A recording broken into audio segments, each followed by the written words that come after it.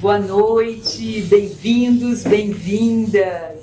Estamos aqui comemorando um ano do livro #Vivi Pra Ver, da autora Sônia Consiglio, que eu tive a honra de publicar pela Heloísa Beluso Editora.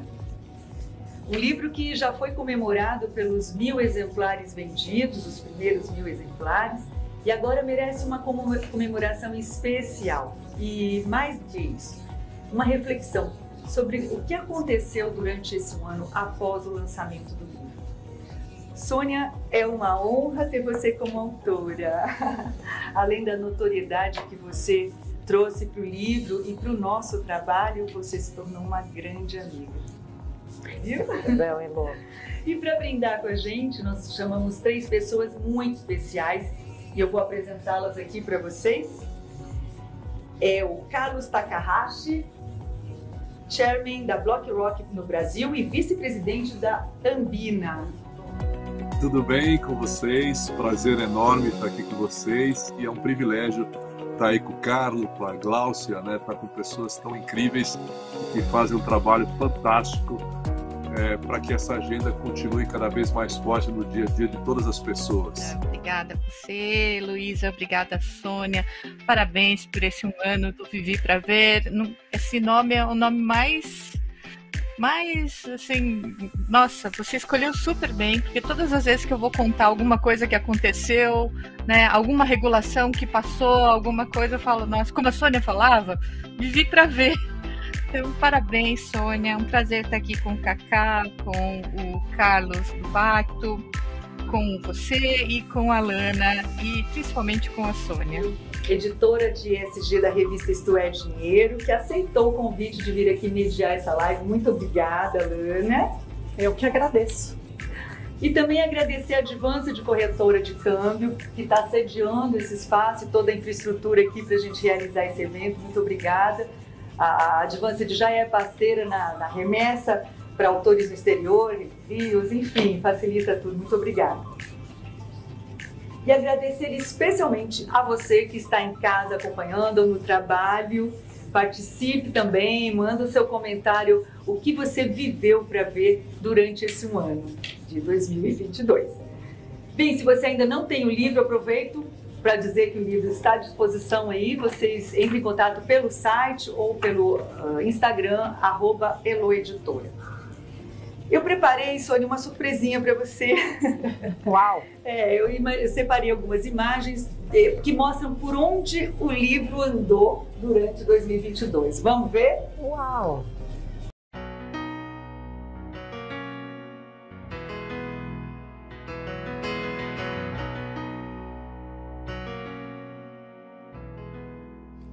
Depende de nós, quem já foi ou ainda é criança, que acredita ou tem esperança, quem faz tudo pro mundo melhor. Depende de nós, que o circo esteja armado, que o palhaço esteja engraçado, que o riso esteja no ar, sem que a gente precise sonhar. Depende de nós, se esse mundo ainda... Pessoal, olha onde eu estou, Livraria da Travessa, Ipanema, Rio de Janeiro, onde há um ano a gente lançou o querido Vivi Pra Ver, o nosso livro aqui cheio de pessoas queridas também prestigiando. E olha só o que está acontecendo aqui, Vivi Pra Ver em destaque, logo na entrada da livraria, aqui na Travessa, Ipanema, Rio de Janeiro. Muito bacana, a gente está feliz com essa ação, eu, Heloísa Beluso Editora, Elô querida. E olhem lá, muito boa companhia com Luiz Helena, também no Pantone do Rosa. Obrigada a vocês pelo carinho que tem comigo e com Vivi Pra Ver. Se a vida sobreviverá,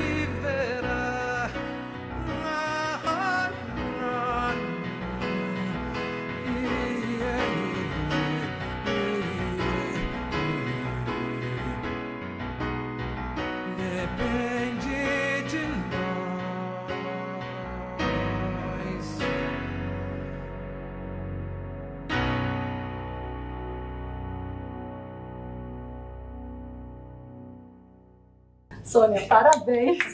Está aqui muito emocionada, com razão, porque, de fato, reunir essas pessoas, ter a história, a reputação que você construiu e ver isso consagrado no livro e nesse vídeo emocionante não é para qualquer pessoa. Parabéns.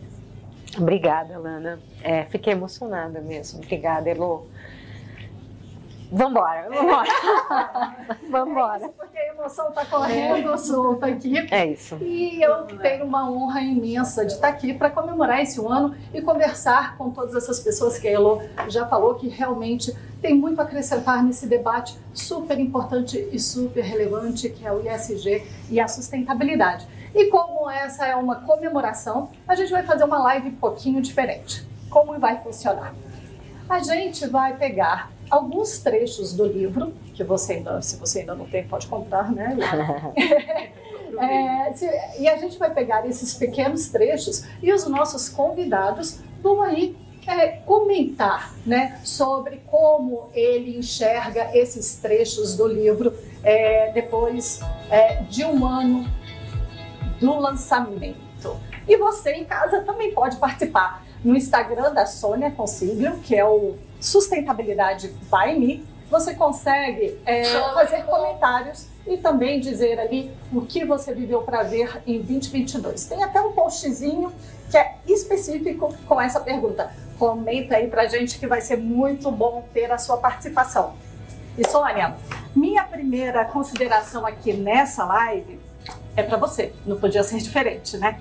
Quando você ali no começo fala sobre suas experiências, né, profissionais, você diz o seguinte: são histórias que me moldaram, me ajudaram a entender e a colaborar para a construção desse novo conceito de mundo, que une dimensões econômica, ambiental, social e de governança corporativa. O mundo que queremos e que merecemos. Passado um ano, você acha que a gente está avançando, está retrocedendo, a gente está conseguindo construir esse mundo que a gente merece? Lana, primeiro eu vou responder, mas eu tenho que agradecer imensamente a todos vocês que estão assistindo, mas especialmente aqui ao Carlo, à Gláucia, ao Cacá, que gentilmente abriram o espaço na sua agenda para estar aqui conosco. Lana, que vai mediar, já está fazendo isso brilhantemente. E a minha agente literária maravilhosa, Heloísa, que me tirou aqui o fôlego. É muito emocionante ver todas essas cenas e um caminho, né? Tão longo e ao mesmo tempo tão curto, né? Quer dizer, eu tenho recebido muitas mensagens assim: nossa, um ano já? As pessoas mandando fotos dos lançamentos. Então, Elô, gratidão por estarmos juntos nessa jornada. E Lana, eu acho que a gente avançou, né? Quando a gente fala da agenda de sustentabilidade, a gente vem avançando, né? A gente diz, enfim, que pandemia foi um divisor de águas nisso, mas os investidores já vinham demonstrando muito fortemente o interesse, valorizando essa agenda. A gente está aqui com o Cacá, enfim, com Carla e Gláucia, que vivem isso no dia a dia. Eu acho que a gente avançou. Agora, é claro que 2022 trouxe aí um fator não esperado e primeiro dizer que uma guerra, não há definição para uma guerra. Ponto, né? Uma tragédia humanitária. Quando a gente traz isso para a perspectiva da agenda ESG, ao mesmo tempo que nos mostrou a fragilidade ali da matriz energética, né? E como que a gente precisa e é dependente de algumas fontes ainda, e ainda seremos por um tempo, trouxe aí uma nova dinâmica para essa nossa agenda. Uma dinâmica que ao mesmo tempo traz esses desafios, mas a reflexão do quanto a gente precisa buscar, né, outras opções e de fato migrar aí para uma matriz e para opções mais renováveis, mais limpas, etc. E a guerra, ela é, de novo, uma tragédia humanitária, mas mexeu muito com, né, várias questões que a gente esperava ter avançado, por exemplo, na COP27, que aconteceu agora no Egito, e na minha visão seria outra COP, seria outro mundo, inclusive, se a gente não tivesse passado por isso. Então, estou trazendo só a guerra porque aí tem uma geopolítica, tem toda uma questão econômica, né? A gente voltou a falar aí de recessão mundial e uma série de coisas. Então, claro, é um cenário desafiador e sempre será. né? Porque até tem uma charge na internet das ondas, vocês já devem ter visto, né? A onda da Covid, aí vem a onda da biodiversidade, vem a onda da mudança climática, vem a onda da recessão, ou seja, a gente vai sempre passar por ondas. Mas, para não ficar muito longa essa primeira resposta, avançamos porque o tema segue sendo tratado pela alta liderança das empresas, o tema segue entrando em regulações, em autorregulações. Cacá, que está aqui pela Ambima, que está fazendo um trabalho incrível, segue sendo estrutural e estruturante. Então, acho que avançamos, sim, copo meio cheio. Muito bem. Ali no prefácio do livro, que foi escrito inclusive por Flávio Barbosa, né, ex-presidente do Banco Real e do Santander, e hoje membro do Conselho da United Nations Foundations, ele diz o seguinte: entra ano e sai ano, e uma das perguntas que ele mais escuta, né, é se a sustentabilidade é uma moda passageira. E ele diz que é curioso, porque há 20 anos ele ouve essa mesma pergunta. E lá na frente, a Sônia descreve uma passagem que estava trabalhando na Bolsa de Valores, bem ali no princípio dessa discussão de ESG. E ela foi fazendo uma apresentação, né, para o diretor Ricardo Redenche, e aí ela se surpreendeu com a pergunta dele, que foi: tudo bem, mas eu não sei o que você e seu time fazem, né? E aí, Cacá, eu queria muito te perguntar, que é o seguinte: acho que hoje todo mundo já sabe que isso não é uma moda, né? Como que você vê a evolução do ISG nesse último ano e para onde a gente está indo? Na hora que eu fiquei vendo esse vídeo, né, que realmente eu também, né, fiquei super emocionado com o vídeo, acho que é o que traduz a Sônia, né? Inspiração e transpiração, que é o que faz com que as coisas não fiquem no modismo, que as coisas ganhem consistência, dimensão e fiquem para sempre, né? Que é o que a sustentabilidade busca, né? Que é exatamente a perenidade.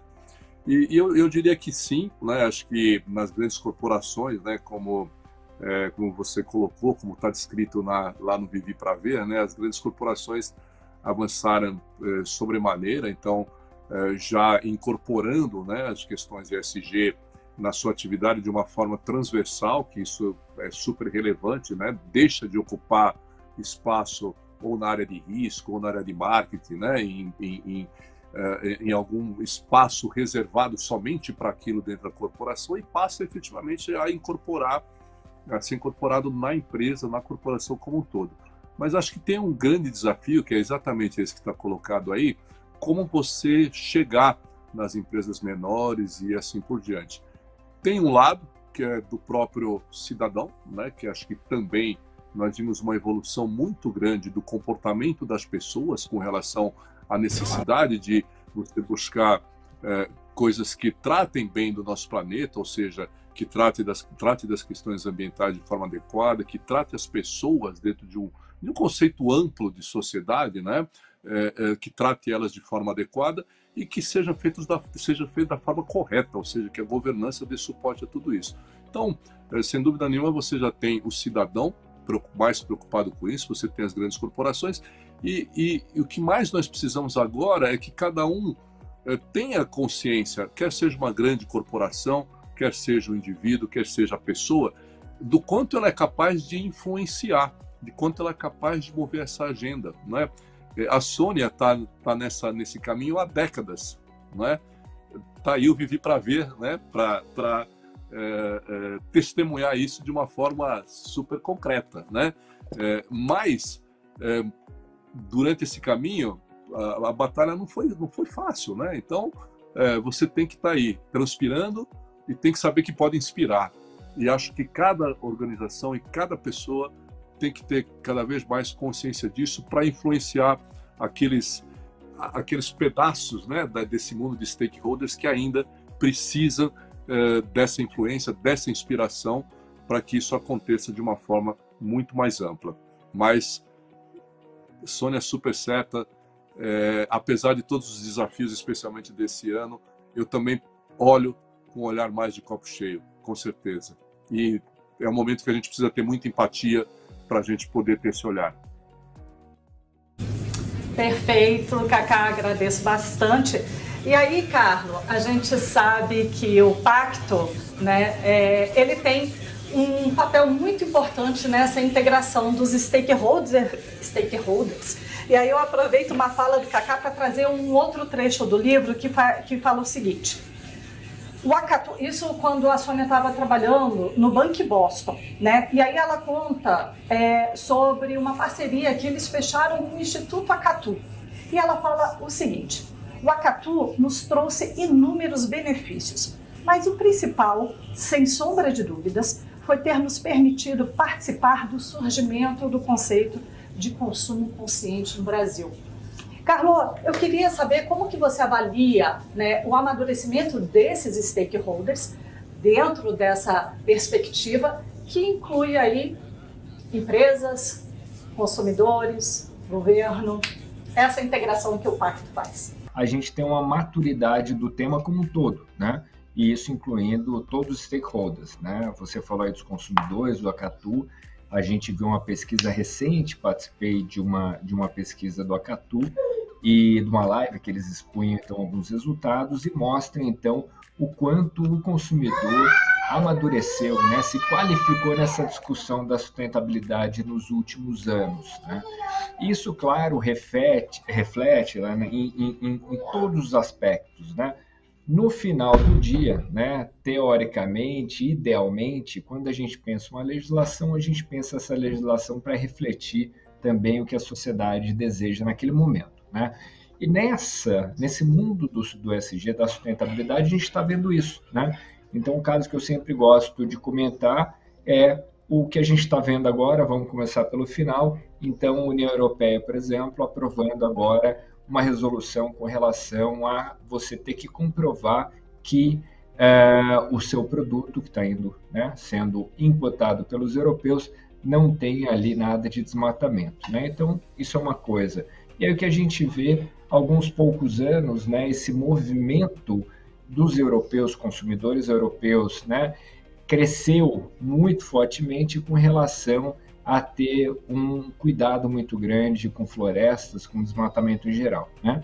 Isso colocou uma pressão em varejistas, colocou uma pressão também em investidores, né? O que, claro, acaba criando uma retroalimentação ali nessas pressões, o que acabou e veio pressionar empresas aqui no Brasil, inclusive o governo brasileiro também, né? E agora, não coincidência, né? A gente tem então essa legislação, essa resolução sendo aprovada. Então a gente mostra então, né, um ciclo fechado. Eu estou falando de um tema específico porque foi essa semana, mas a gente poderia colocar vários outros temas aqui, onde a gente consegue ver então o amadurecimento e a qualificação dos diversos stakeholders com relação a esses temas, né?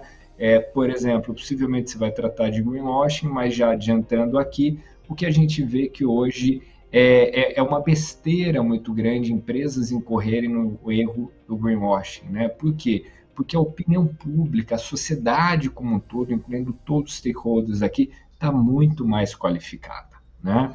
Então, a gente tem cada vez mais provas, como a Sônia bem comentou, das numerosas legislações, por exemplo, e aparecendo, pipocando cada vez mais com relação à sustentabilidade ESG. Obrigada, Carlos. Muito boas essas considerações. Realmente, essa semana está agitada na agenda. E, assim, tem um aspecto do livro, Elo e Sônia, que eu achei muito interessante, que é, na medida que a Sônia vai escrevendo, ela vai relatando os ODS, que são os Objetivos do Desenvolvimento Sustentável, né? São 17 ODS, e você vai viajando ali pelas palavras dela, nos objetivos da Agenda 2030, entendendo um pouco mais o que cada ODS é. E num dos ODS, Glaucia, que é muito pertinente a essa mesa, que é o ODS 5, que é de igualdade de gênero, né, que estabelece aí uma luta pela igualdade de gênero até 2030, a Sônia traz a seguinte frase, e eu queria ouvir sua opinião sobre ela, né? Igualdade tem que ser para os dois lados. E aí a gente sabe que até agora a gente tem direitos e deveres ainda diferentes, né? Para os pais nem sempre a paternidade ele tem o direito de exercê-la assim como a mãe tem a maternidade. E para nós mulheres, os desafios são imensos, desde igualdade salarial, equiparação de direitos, enfim, tantos outros. Mas em vez de eu ficar falando, eu queria te ouvir, Glaucia. Então, sobre esse assunto, eu acho que a Sônia realmente ela sempre foi uma militante dessa área, né, de igualdade de gênero e igualdade para os dois lados, enfim. E sempre que a gente discutia qualquer assunto, quando eu estava na GRI, ela estava na B3, ela falava, peraí, mas como que a gente está lidando com esse assunto, por exemplo, né? Como é que a gente está levando esse assunto para a autogestão, quando a gente ia lá reclamar, mas a autogestão não entende e tal. E a Sônia sempre viu os lados, né, de maneira bem equilibrada, né? Em relação à parte de igualdade de gênero, assédio, né, tudo isso que a gente tem visto, não só, né, em relação a gênero, mas também a questão da equidade racial, por exemplo, aqui no Brasil, acho que a gente tem muitos desafios pela frente, né, e aí a gente, né, como a gente falar de ESG lá numa mudança cultural, numa mudança, né, de comportamento, né, e isso consegue de uma hora para outra. Então a Sônia sempre fala, a gente não dorme um dia e acorda no outro dia ESG, né? É um desafio e a gente tem que continuar nessa luta. Agora, em relação a culpabilizar a vítima, seja numa questão de gênero ou numa questão de questão racial ou de qualquer outra minoria, eu acho que a sociedade está bem mais informada. E eu acho que a tendência é ficar do lado, né, da vítima, né, e inclusive temos exemplos, né, negativos por enquanto, né, de empresas que foram multadas, né, assim, o crime realmente foi brutal, né, mas o acordo foi um acordo que não dá para pagar o valor de uma vida, mas assim é um acordo caro, e às vezes eu fico pensando, né, se todo esse trabalho de trabalhar essa questão da equidade, seja em qualquer, né, aspecto, eu acho que é uma coisa que faz muito sentido para o negócio nas empresas, né? Então, uma das empresas, eu falo, se tivesse investido, né, 1 milhão para treinar a equipe em direitos humanos, enfim, sobre todas essas questões que são relacionadas a direitos humanos, de repente ela não teria que desembolsar, né, hoje um valor superior a 100 milhões de reais, né, para um acordo, né, do que aconteceu aqui no Brasil.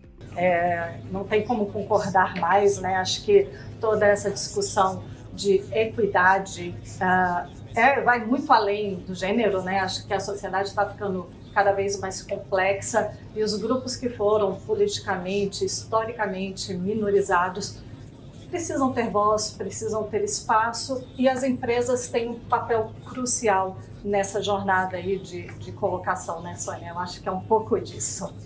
Acho que é totalmente isso, né? Quando a gente olha ali, o Carlos sempre fala muito isso também nas falas do PIB das empresas, né? Que precisa juntar aí as empresas, o poder econômico dessas empresas equivale muitas vezes a países, né?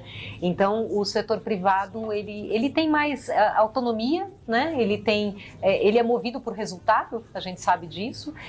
Então, eu vejo as empresas aí como um ator, né, fundamental, e trabalho com elas, né, minha vida inteira dentro de empresas, e é fascinante, sabe, Lana, você vê, eu sempre digo isso, né, que as empresas brasileiras, elas dão aula, sabe, a gente tem muita coisa para mostrar aqui, então muitas vezes perguntam, né, a gente está muito atrasado em relação ao que as empresas fazem fora do Brasil. Eu falei assim, não, vamos mudar, não é que a gente está muito atrasado, a gente é benchmark, né, e por quê? Porque eu acho que a gente tem um setor privado bastante atuante, bastante protagonista, né, brasileiro sabe viver com crises, né?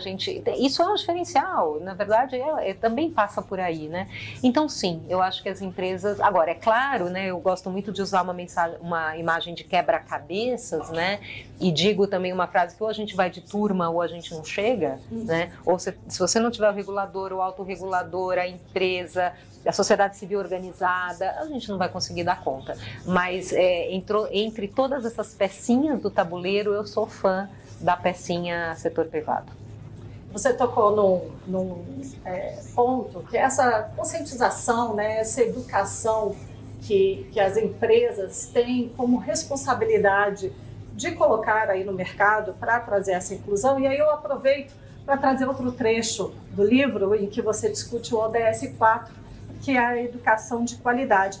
E aí você fala assim, quais são as fronteiras? É bem uma colocação e um desafio aí para as empresas, né? Quais são as fronteiras entre as ações corporativas e as suas marcas?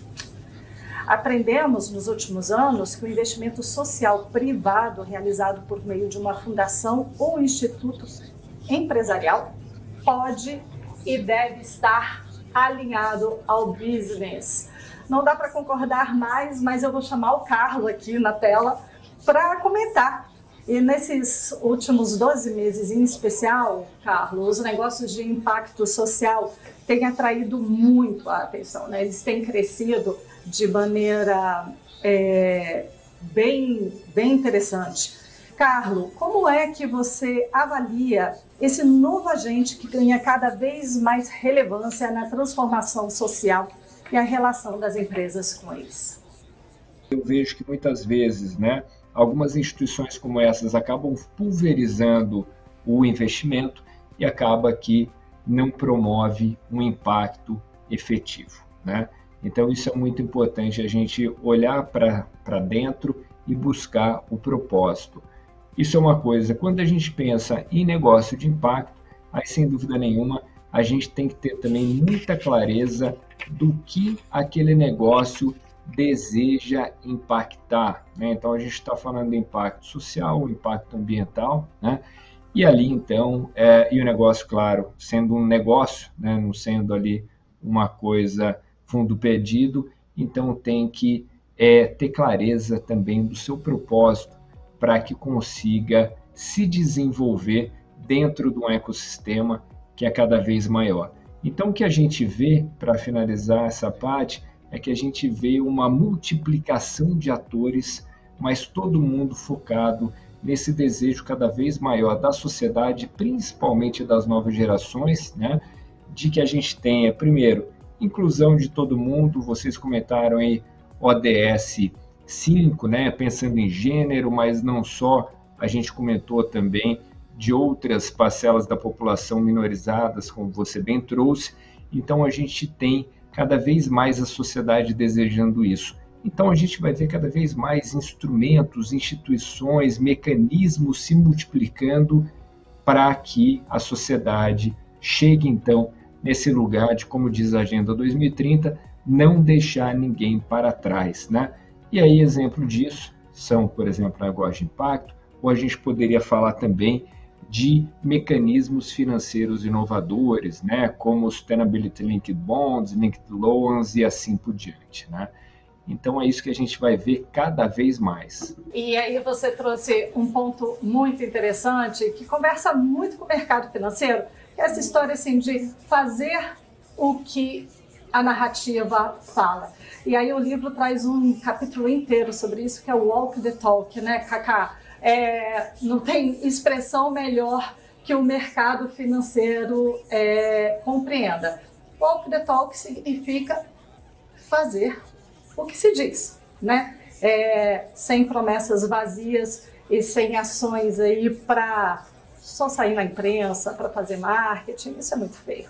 Bom, mas no livro a Sônia diz o seguinte, uma prática que ganhou força e espaço atualmente, ainda bem, é a incorporação dos critérios ESG na remuneração variável de todos os níveis.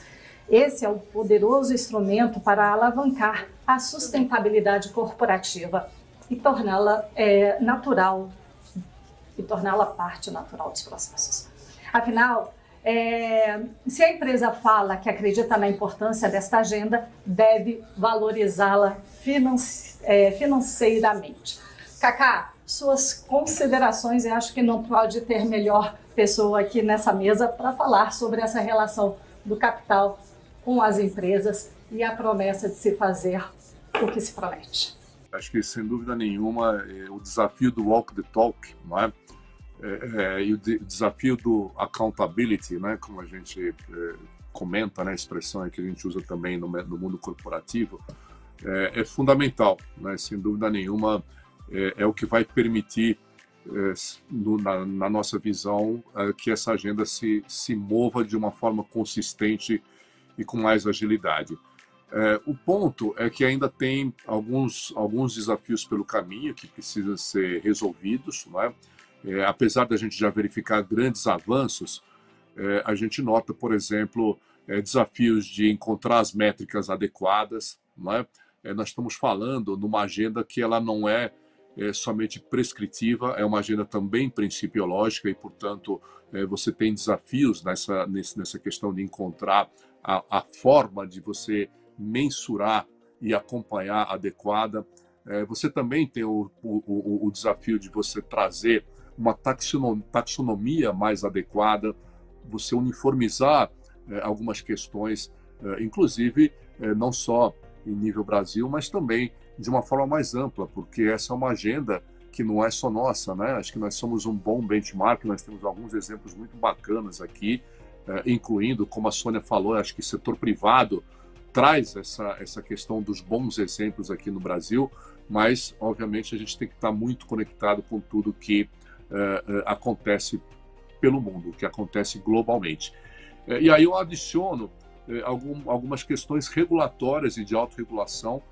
Sônia comentou sobre isso já, e o Carlos também, mas que também é fundamental. E a gente nota alguns avanços. Nessa semana mesmo nós tivemos ali uma notícia, aí não falando exatamente sobre remuneração de executivos, mas falando exatamente sobre o primeiro ponto que você colocou, Lana, que essa questão de se a corporação efetivamente está fazendo aquilo, ou se o produto que está sendo colocado para o consumidor ou para o investidor, no exemplo que eu vou dar aqui para vocês, e quais as implicações disso, né? Então, nós tivemos essa semana um anúncio de uma série de gestoras de investimentos intitulados ESG, que vão ter que ajustar ou a nomenclatura ou vão ter a descrição do próprio produto, porque eles não estão retratando, sob o ponto de vista do regulador, né, que essa semana anunciou uma série de avanços, ou seja, a barra está subindo, né? E o regulador europeu falou, olha, a barra agora vem para cá, e aí várias gestoras já disseram que vão ter que rever uma série de coisas, incluindo a nomenclatura dos seus produtos, em função da barra. Então, isso tudo também tem que passar, essa questão relacionada com o marketing, essa questão relacionada com efetivamente você está fazendo aquilo que você está prometendo, não é? Isso também tem que vir para o ambiente regulatório, o ambiente da autorregulação, para que, obviamente, você defina parâmetros, defina regras e passe a acompanhar, que é fundamental. Mas, como eu disse, tem algumas agendas também que tem que avançar. Mas, de novo, estamos indo, né? Estamos caminhando, estamos ajustando as questões regulatórias também, para que cada vez mais a gente proteja, né? Quando a gente fala nisso, a gente está falando em proteger a sustentabilidade, proteger a agenda ESG e permitir que ela caminhe de forma consistente, mas, em última análise, a gente está falando em proteger o consumidor, em proteger a sociedade, né? Para que ela efetivamente esteja olhando com o olhar que tenha que olhar para aquilo que está sendo colocado à vista de todos nós. Perfeito, Cacá. E aí a gente ouviu ali um pouquinho do ponto de vista do capital.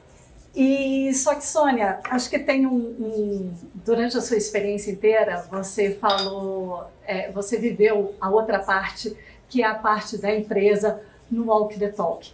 E você tem uma frase, né, muito famosa, acho que todos nós conhecemos ela de cor, que é: ou as empresas aprendem por amor, pela dor ou pela inteligência. Eu queria que você comentasse aí a evolução do ponto de vista de empresas e de setor que você continua acompanhando. Ilana, essa pergunta é muito bacana, né? Eu tendo a achar, vamos ver se os meus colegas concordam comigo aí, né? Eu tendo a achar que a gente está caminhando mais pela inteligência, saindo mais da dor e vindo mais pela inteligência. O amor, eu acho que tem aquela parcela que sempre terá, né? Aquele líder que acredita, aquelas pessoas que são movidas ali por propósito. Então, ainda bem o amor, eu acho que está sempre preservado. Mas eu acho que a gente vem aí de uma década passada, de muito entendimento do que estava acontecendo e muita dor, ou seja, desastres, situações que a empresa não sabia lidar e ela tentando entender, né, todas aquelas pressões da sua cadeia de valor, das novas regras. Então eu tendo a achar que a gente começa a ter como movimento majoritário, né, a inteligência, ou seja, o entendimento de que riscos e oportunidades, que esse binômio tão famoso, né, de riscos e oportunidades está presente ali no ESG, cada vez mais com as oportunidades e se materializando, né? Então eu acho que é por aí e vejo esse movimento porque a inteligência vem da estratégia e da liderança, né? Então, e a gente vê os líderes mais envolvidos. Boa sua pergunta, eu vou refletir mais nela, mas eu diria isso no momento. Glaucia, na sua primeira resposta, eu acho que você trouxe um trecho, você trouxe algumas considerações que conversam muito bem com outra parte do livro, né? Em que a Sônia, na época que trabalhava ali no Bank Boston, ela já atuava como diretora voluntária setorial de responsabilidade social da Febraban. E ela disse o seguinte: é muito instigante planejar ações que impactam o coletivo e têm escala, e, portanto, são potencialmente mais transformadoras. E você estava falando ali um pouco sobre essa transformação da sociedade. Eu queria te ouvir um pouquinho sobre como é que você está vendo essa transformação em escala. Está acontecendo da mesma forma que a Sônia estava falando, que estamos sendo empurrados pela inteligência. Acho que o conhecimento gerado, né, as novas gerações também vindo, né, com um chip diferente, como diz a Marina, cansado, né, que era lá da XP, enfim, mas eu vejo que a inteligência, né, se reflete principalmente no fato de empresários e a própria sociedade entender que a gente faz parte de um ecossistema, né, tudo, empresa, sociedade, florestas, enfim, meio ambiente, né, e quando a gente pensa, né, no que a gente viveu, né, em termos de pandemia, por exemplo, a gente vê que não tem fronteiras, né? E eu acho que uma coisa que deu muita força e tração, né, para essa transformação coletiva, realmente, acho que é negativo dizer, mas acho que a pandemia deu um empurrão bastante importante nesse sentido, né? E aí as pessoas começam a entender que, por exemplo, uma empresa, se ela quiser ser saudável, ela tem que estar inserida numa sociedade saudável, não vai ser uma empresa saudável numa sociedade doente. Quando a gente vê, por exemplo, um índice de inadimplência, ou talvez até, né, acho que inadimplência é um bom exemplo, né, para a gente dar em relação às questões ou perdas, por exemplo, que a gente está tendo por causa de falta de água, né, perdas na parte de agronegócio, enfim, uma casa de bilhões, o pessoal começa a entender que é tudo um ecossistema, né, e que a gente depende, que nós temos uma conexão, né, com tudo que está lá fora, com, né, meio ambiente, com sociedade, com o capital, enfim, financeiro, mas está tudo interconectado, né, e que a gente precisa tratar esses assuntos de maneira equilibrada. Então, eu vejo que, concordando com a Sônia, que a gente está indo por causa da inteligência. Carlo, um dos pilares ali do Pacto Global é o direitos humanos, né? Inclusive, agora vocês estavam lá no 10º Fórum das Nações Unidas de Empresas e Direitos Humanos e apresentaram um trabalho muito interessante do termômetro e da trilha dos direitos humanos. E aí eu aproveito esse gancho, né, que foi uma coisa que eu vivi para ver nesse 2022, para trazer outro trecho aqui do livro. E ela diz o seguinte, a Sônia diz o seguinte, quando ela trabalhava na revista Raça, foi uma experiência, porque ali naquela revista Raça, a maioria dos entrevistados eram negros e negras, e ela fala o seguinte, eu era uma das poucas jornalistas brancas. Invariavelmente, as entrevistas presenciais começavam com uma certa tensão no ar. Nunca saberei se esse distanciamento inicial era em função da diversidade racial. E aí, eu acho que, como pacto, vocês têm trabalhado muito essa questão de direitos humanos. E eu queria ouvir a sua opinião aí sobre esse trecho. Essa tensão na sociedade, de maneira geral, ela está diminuindo? A gente tem uma longa jornada pela frente?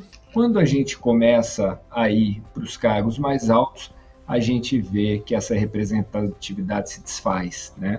Então, o que a gente tem, por exemplo, de mulheres, pessoas negras, né? Mulheres 52% e pessoas negras 50%, e 6% da sociedade aqui no Brasil, né? E quando a gente vai para cargos superiores, né? Então, por exemplo, alta gestão, vamos colocar aqui de C-level e também de conselheiros e conselheiras, a gente está falando aí, no caso de mulheres, por volta de 10%, 11%, 12% no máximo, dependendo da pesquisa. E quando a gente faz a interseccionalidade pensando em mulheres negras, a gente está falando aí em 0,04%, uma população aí que tem uns 25%. Então, a gente vê cada vez mais, né, e algumas políticas afirmativas que aconteceram nos últimos anos, essas pessoas conseguindo cada vez mais voz e conseguindo cada vez mais exigir o seu lugar, né? O que a gente tem, sem dúvida nenhuma, acaba que tem o Brasil, isso é uma característica do mercado brasileiro, diferente de outros países da América Latina, tem uma presença muito forte de multinacionais, né? Principalmente europeias, norte-americanas, no mundo como um todo, né? E quando a gente olha a região é muito tomada por grandes empresas nacionais ou empresas regionais, né? Que estão ali pela América Latina. E aí o Brasil acaba importando muito uma agenda que é, então, implementada nos países de origem dessas empresas, uma análise minha, né? Então, você tem aqui um fortalecimento muito grande de movimento, por exemplo, de mulheres, associado a essas empresas trazendo essas políticas de ações afirmativas para mulheres, e hoje a gente tem um quadro que a gente ainda está muito longe do ideal, né? Alguns estudos mostram aí para que a gente tenha uma equiparação total aí de mulheres e homens, a gente vai demorar aí 200 anos, aí também depende do estudo, depende do aspecto que você está avaliando, né? E para pessoas negras, então, a coisa vai muito mais longe. Então, é importante, a coisa está acontecendo cada vez mais e é importante que as empresas se engajem, né? Esses dias estava também numa live com o pessoal, no evento, na verdade, com o pessoal da Impress, né? E que é uma empresa, então, de PA que nos acompanha ali no Pacto, e eles lançaram um estudo justamente falando isso, né? Da pressão da sociedade para com as empresas, né? Então, a sociedade em geral quer ver uma empresa cada vez mais diversa, quer ver uma empresa que represente a sociedade na qual ela está inserida, né? E não só faça isso na prática, mas traga isso também no seu discurso. Então, por isso que a gente vê um fortalecimento de tudo isso, né? E para finalizar, que já ficou longa a resposta, mas agora na COP também, que foi citada brevemente, na COP 27 e na 26 já também, lá em Glasgow, e agora em Sharm el-Sheikh, no Egito, a gente teve uma presença muito forte dos povos originários, né? Então, pessoas indígenas ali, pautando as discussões e se colocando, então, claro, como protagonista nas discussões referentes ao seu território, referente à biodiversidade, referente a clima, referente à justiça climática, né? Então, isso a gente vai perceber cada vez mais no mundo como um todo e, sem dúvida, no Brasil, essa discussão vindo com muita força. Mas então, para a última rodada, eu queria desafiar vocês. Primeiro, os nossos convidados que estão online e depois a nossa mesa, a responder a pergunta que é o tema dessa live: o que você viveu para ver em 2022? E a gente começa com as mulheres, né, Gláucia? Vamos lá fazer a nossa parte aqui. Gláucia, o que você viveu para ver nesse 2022? A CVM falar em sustentabilidade, o Bacen falar em sustentabilidade, e o Bacen tem uma norma em que ela pede que o banco tenha um comitê de sustentabilidade, no comitê de assessoramento, ou seja, já falando na governança, né, do tema. E também vivi para ver regulações sendo colocadas, né, porque acho que tem algumas coisas que precisam ser afirmativas mesmo, né. Então, a União Europeia, por exemplo, colocando como regra que vai ter empresas com conselho de administração terão que ter 40% de mulheres, né, no mínimo, e 33% de mulheres em cargos executivos, né? E também vivi para ver o IFRS, que assim, eu sou do mundo das métricas, do relatório, das ferramentas, né? E isso é uma coisa que eu vivi para ver mesmo, o IFRS criando, né, então, uma instância chamada ISSB, né, que é a instância para cuidar de todos os aspectos relacionados a métricas ESG e de sustentabilidade, né? Então, isso para mim é viver para ver, vivi para ver, né? E eu espero continuar vendo muitas coisas ainda aí pela frente, ainda com mais velocidade. Obrigada. E eu jogo a palavra, então, para o Cacá. Cacá, o que você viveu para ver em 2022? A gente vê Banco Central, como ela falou, CVM, né, a própria Anbima enquanto autorregulação. Não tem como não citar a BNDES, né, a hora que você olha todas as iniciativas que o BNDES tem feito, né, então passou, né, daquela etapa de vamos lá promover os grandes campeões e vamos lá promover as regiões que necessitam realmente de ajuda, né, então projetos na Amazônia, né, projetos em florestas, enfim, coisas incríveis, né, que a gente está vendo por aí. Mas eu acho que assim, o que eu acho incrível é que eu já vejo pessoas que você nem imaginava perguntando o que é ESG, o que é sustentabilidade, voltando um pouco para aquela primeira pergunta, né? Então, muitas vezes a gente tende a ficar viciado com o nosso mundo, né, que é o nosso mundo corporativo, é o nosso mundo de mercado financeiro, onde esses temas ganharam dimensão. Mas hoje você vê tudo isso acontecendo, e você vê uma outra coisa muito bacana que são minorias se empoderando e sendo parte efetivamente de uma agenda, não sendo mais alguém que se inclui porque você está dando um pedaço de inclusão, mas você está incluindo pelo reconhecimento, pelo mérito e pelo empoderamento dessas pessoas que fizeram parte já, e ainda são, infelizmente, né, minorias, mas elas já estão ganhando muita relevância. E aqui eu não tem como eu não fazer uma brincadeira também, né? Eu nunca imaginei que ia ter uma roda gigante ali onde eu vejo, em São Paulo. Eu nunca imaginei que fosse ver o Rio Pinheiros, da forma como ele está se reinventando. Eu nunca imaginei que eu fosse ver tudo isso vivo. E isso é resultado, efetivamente, de uma agenda que tem uma preocupação ambiental, que tem uma preocupação social, que tem uma preocupação de inclusão, e a cidade faz parte disso tudo, né? E a Gláucia comentou muito bem, é um ecossistema que tem que funcionar em conjunto para que a gente continue caminhando para frente. E o que eu mais vivi para ver é ver, apesar de tudo, as esperanças renovadas para a gente ter essa agenda cada vez mais forte. Não é? Tem como eu não falar, graças às pessoas que inspiram e transpiram, como a Sônia, não é? Que não basta ser inspiradora, tem que estar lá, como ela fez. Eu vi lá as regiões por onde ela passou, né, com a fala dela e o livro lá. Então, quem sabe, né, a gente esteja aí também criando cada vez mais pessoas melhores, e sem dúvida nenhuma a obra da Sônia tem um papel incrível nesse aspecto. Então, é isso. Falar em esperança é um momento muito, muito importante, né? Já fim do ano. E esse ano está terminando, Carlos. que você viveu para ver nesse ano que está aí quase no fim? Eu e a Sônia, a gente sempre comenta, né, Sônia? A gente sempre fica no viver para ver, assim, cada coisa que acontece, a gente fala, nossa, olha isso e tal. E muita coisa na linha do que o Cacá comentou com relação à liderança, né? É um processo que não começa de agora desse ano, mas todo ano, incluindo 2022, assim, muita gente saindo do armário, no sentido do armário, né, da sustentabilidade, né? Vindo, e porque é uma coisa que o Cacá falou da inspiração da Sônia, né? E uma coisa que eu costumo dizer, gente, eu não consigo concordar e não consigo aceitar, né, que alguém quer, dentro de uma empresa, promover impacto negativo no meio ambiente, na sociedade em geral, seja o que for, né?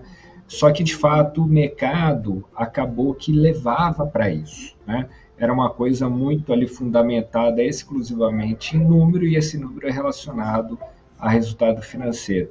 E hoje em dia, o que eu vejo de muito feliz nessa agenda, o que essa agenda traz de muito positivo, é as pessoas podendo ser elas mesmas, né?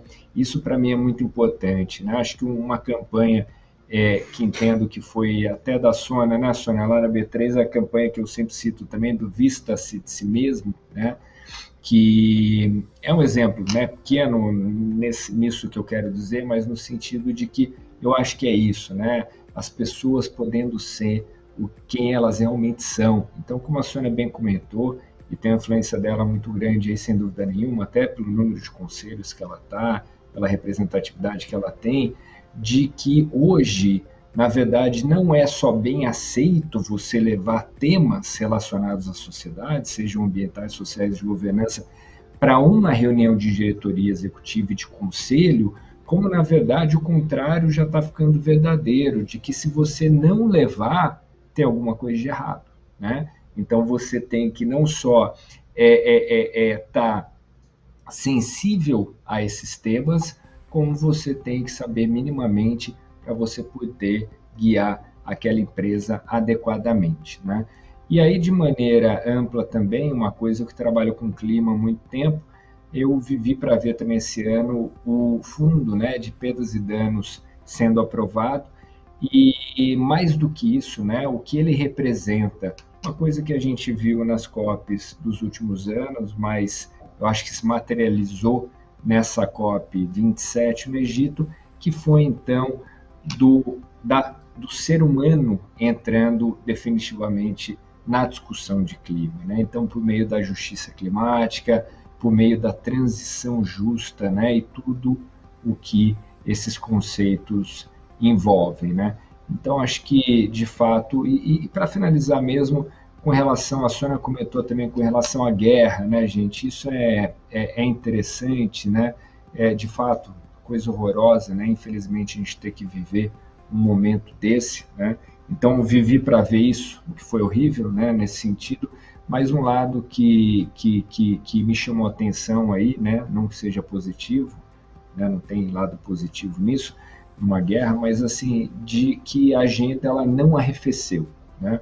Pelo contrário, o mundo viu o quanto precisa de energia renovável, o mundo viu o quanto precisa se pautar por valores esses representados na discussão da sustentabilidade, né? E aí eu retomo até um ponto que o Cacá falou, que é a questão de que, olha só, não adianta a gente se prender, né, a instituições, a pessoas, a processos, programas, Agenda 2030, né? O que a gente tem que fazer é sempre voltar para os nossos valores e princípios, né? Se a gente tiver isso bastante sólido, a gente vai fazer de maneira adequada a relação nossa com o mundo, a relação das nossas instituições e empresas com o mundo, né? E isso que a gente está vendo cada vez mais. É isso aí, Carla, como a Sônia diz no livro, né? Essa é a parte do fazer pelo amor. Elô, há um ano atrás você estava aí com essa parceria com a Sônia, publicando pela Heloísa Beluso, editora, o Vivi para Ver. O que você viveu para ver nesse 2022? Bom, eu vou falar principalmente do viés da editora, né? Agradecer a vocês. Como você ser editora tem oportunidade, né? Como um livro traz a oportunidade de a gente aprender tanto. E eu recentemente estive na Flip e eu percebi esse movimento de tantos autores, como diz o Carlos, estão saindo do armário para escrever nesse caso, né? Para colocar esse conteúdo. Muitos autores estreantes. Não dá para você não entender, fazendo uma correlação, né, com as ODS, o livro como uma coisa fora de um projeto social. O livro é um projeto social, uma vez que ele impacta diretamente na educação. Ele conversa entre os povos, né? É lindo de ver, assim, a Flip me trouxe tudo isso, né? Você conversa com autores de com outros universos, com outros países, e é um movimento orgânico, né? E transformador. Então eu vivi para ver isso, e a Sônia protagoniza isso também, inspira muita gente a escrever. Foi muito bom. Olhando o copo cheio da editora, eu vivi para ver esse livro ser uma inspiração para outros e outros se inspirarem também. Sônia, um ano da sua realização, da materialização de anos e anos e anos de experiência, de trocas, de conversas, de articulações. O que você viveu para ver depois que você publicou seu livro? Pois é, eu tinha separado 4 coisas para falar, vieram 6 aqui. À medida que eu fui ouvindo os colegas, né? Cacá trouxe o BNDES, né? Cacá, obrigada por trazer. Eu vivi para ver, sentar num conselho de administração, porque sou uma pessoa de sustentabilidade, sou membro do conselho de administração do BNDES, com muito orgulho, né? Então vivi para ver pessoas de outras formações comporem conselho de administração, né? A Raquel, querida, está com a gente aqui no Instagram, ela falou, saímos do rodapé para as páginas principais e capas, né, Cacá, que eu costumo dizer, saímos do anexo, né? Saímos do anexo de uma apresentação de relações com investidores e somos página principal, estamos na capa. Essas são as duas que eu coloquei a mais. Eu vim para ver como muitas lideranças falando dessas questões, né? Os CEOs, os conselheiros, eu acho que a gente tem que cada vez mais reforçar que isso vem acontecendo porque vem, né? O Carlos lida diariamente com CEOs, o Cacá é um chairman, a Glaucia suporta as empresas dos CEOs, a gente vê essas pessoas, esses e essas, né? Esses caras e essas caras aí atuando.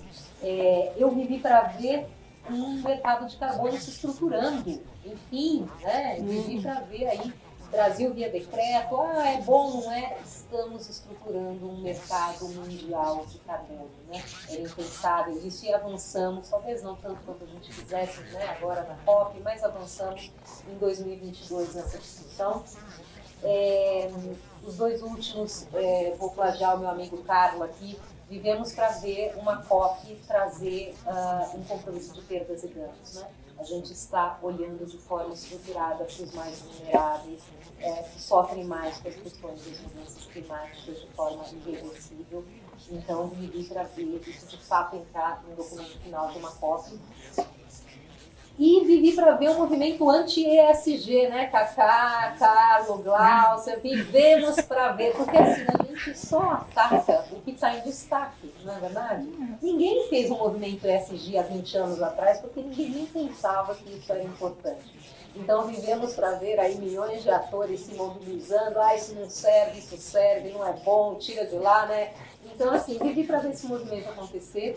E eu acho que isso demonstra o quanto essa pauta se tornou relevante e mostrou de fato o valor dela, valor pelo qual a gente trabalha há tanto tempo, né? E como eu sei que a gente está vindo para o final, eu vou devolver falando que me de falar maravilhosa, mas eu quero primeiro agradecer todas as palavras que foram faladas aí de mim, eu segurando aqui, vou chorar, né? Já chorei, vou chorar de novo quando acabar.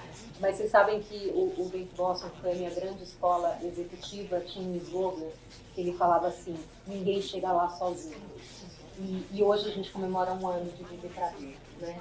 E isso que era um sonho, né? Toda jornalista tem um sonho de publicar um livro, isso que era um sonho, ele só se materializou porque existem outras pessoas, porque existe um Melô, porque existe um Cacá, um Carlos, uma Glaucia, uma Tânia Constantino, um Fábio Barbosa, um Matias, escreveram lá, então, e todo mundo, e vocês do Insta que tá aqui, que eu tô vendo, então assim, ninguém chega lá sozinho, é gratidão demais por a gente poder comemorar um ano, e seguimos, né? Temos muito ainda pela frente. Lana, devolvo aí para você, senão não deu. Muito bem, eu vou encerrar aqui perguntando para você que está nos acompanhando também. Acho que é importante, né? O que você viveu para ver nesse 2022? Deixa lá suas impressões, suas declarações, suas vivências no Instagram da Sônia, que é o @sustentabilidade_by_me. Eu vivi para ver essa discussão tão cheia de conteúdo que permeou aí essa tão importante Agenda 30 e a experiência da Sônia, do Cacá, do Carlos, da Gláucia, da Elô, a minha própria, pessoas que estão se aglutinando para um mundo melhor, para uma transformação social, ambiental, tão necessária que a gente precisa estabelecer de forma urgente e muito precisa. Agradeço imensamente a participação de vocês, nossos convidados online, Cacá, Carla, Gláucia. Agradeço especialmente Elô e Sônia aí pelo convite, foi um prazer imenso mensurar ou mediar tudo isso aqui. Elô? Ana, muito obrigada. Você engrandeceu a nossa live. Puxa vida. Só tenho a agradecer. E a vocês, que honra recebê-los todos aqui também. Isso, como disse a Sônia, trouxe notoriedade para a editora. Isso eu só recebo com muito carinho. Eu já estou vendo que a Gláucia está com a tacinha, então eu proponho agora um brinde entre todos aí. Um brinde. O que vivemos para ver. Vivemos para ver. Vivemos para ver. Parabéns, Sônia.